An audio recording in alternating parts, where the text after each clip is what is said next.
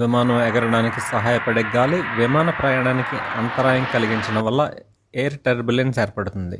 దీన్ని air packets అని కూడా అంటారు. టర్బులెన్స్ టెంపరీగా విమానం ఎగురుతున్న ఎత్తున ఆకస్మికంగా కిందకు దిగేలా చేస్తుంది. దీనివల్ల విమానం కుదుపులకు గురవుతుంది. దీని ఫలితంగా సీట్ బెల్ట్ పెట్టుకునే ప్రయాణికులను వారి సీట్ల నుంచి ఎత్తి కుదేసి పడిపోయేలా చేస్తుంది.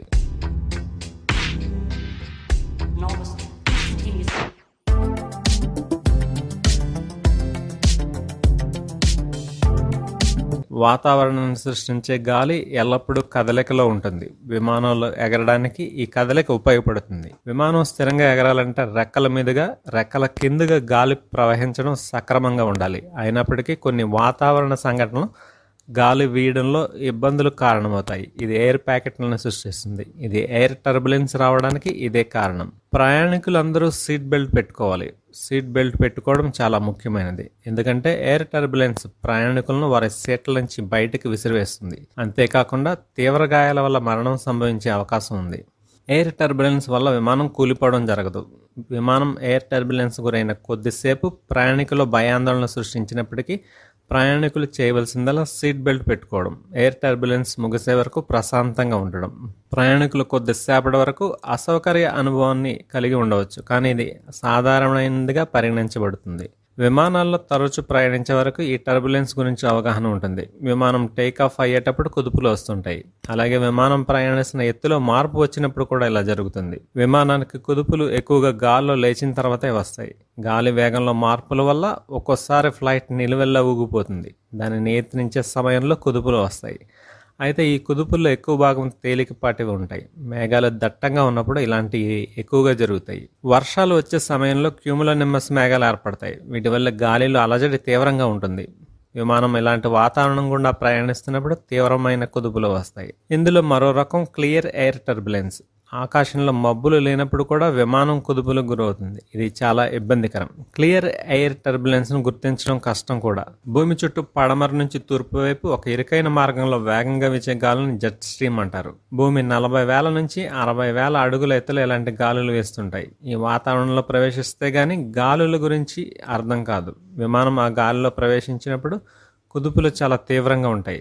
ఆకాశంలో సాధారణ వాతావరణంలో వీచే గాలికి జెట్ స్ట్రీమ్లో వీచే గాలికి మధ్య గంటకు 100 మైళ్ళ వేగం తేడా ఉంటుంది.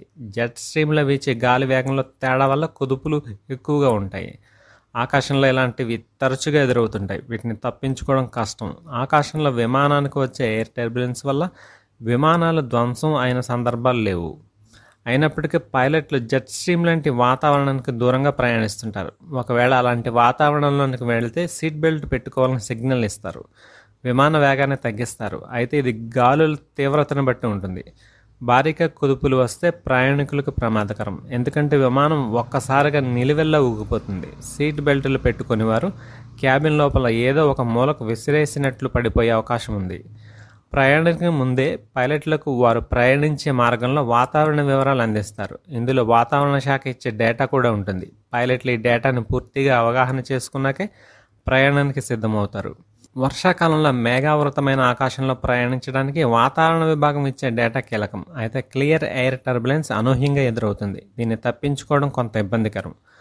ఒక విమానం గాల్లోకి ఎగిరిన తర్వాత దానికంటే ముందు అదే మార్గంలో ప్రయాణించిన విమానం ఏదైనా కుదుపులు ఏర్పడితే ఆ సమాచారం గ్రౌండ్ స్టాఫ్ పైలట్లకు తెలియజేస్తుంది. అలాంటి సమయంలో పైలట్లు వేరే మార్గంలో ప్రయాణించడం లేదా విమానాన్ని నిదానంగా నడపడం ద్వారా కుదుపుల ప్రభావం తక్కువగా ఉండేలా చూస్తారు. ఎయిర్ టర్బులెన్స్ కారణంగా మే 22, 2024న లండన్ నుంచి సింగపూర్ వెళుతున్న విమానంలో గురుత్వాకర్షణ బలాల వేగంగా చోటు చేసుకున్న మార్పుల వల్ల గాల్లో 178 అడుగుల మేర అకస్మాత్తుగా కిందకు వచ్చేసిందని ప్రాథమిక విచారణలో తేలింది.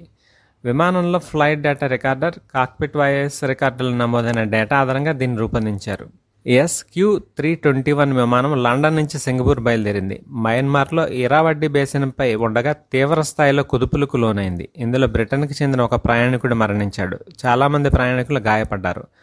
దీనిపై సింగపూర్ ట్రాన్స్పోర్ట్ సేఫ్టీ ఇన్వెస్టిగేషన్ బ్యూరోకి చెందిన నిపుణులు ఒక ప్రాథమిక నివేదికను సమర్పించారు. దీని ప్రకారం బోయింగ్ 777-300 ER శ్రేణికి చెందిన ఈ విమానం 37,000 అడుగుల ఎత్తులో ప్రయాణిస్తుంది. అకస్మాత్తుగా 19 సెకండ్ల పాటు గురుత్వాకర్షణ బలాల్లో +0.44 G నుంచి +1.57 వరకు తేడాలు వచ్చాయి.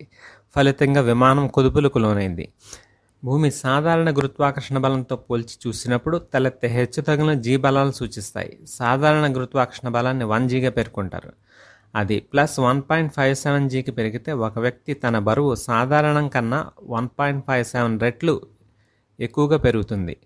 సింగపూర్ విమానంలోనూ ఇదే పరిస్థితి తలెత్తింది. విమానం 37,362 అడుగుల ఎత్తుకు చేరింది. ఈ దశలో విమానంలోని ఆటో పైలట్ వ్యవస్థ దాని నిర్దిష్ట క్రూజ్ ఎత్తుకు తీసుకువెళ్ళడానికి ప్రయత్నించింది. ఈ గందరగోళం నడుమ సీటు బెల్ట్లు పెట్టుకోవాలంటూ పైలట్లు సూచనలు ఇచ్చారు. 8 సెకన్ల తర్వాత విమానం జీ బలాల్లో తీవ్ర స్థాయిలో తేడాలు వచ్చాయి.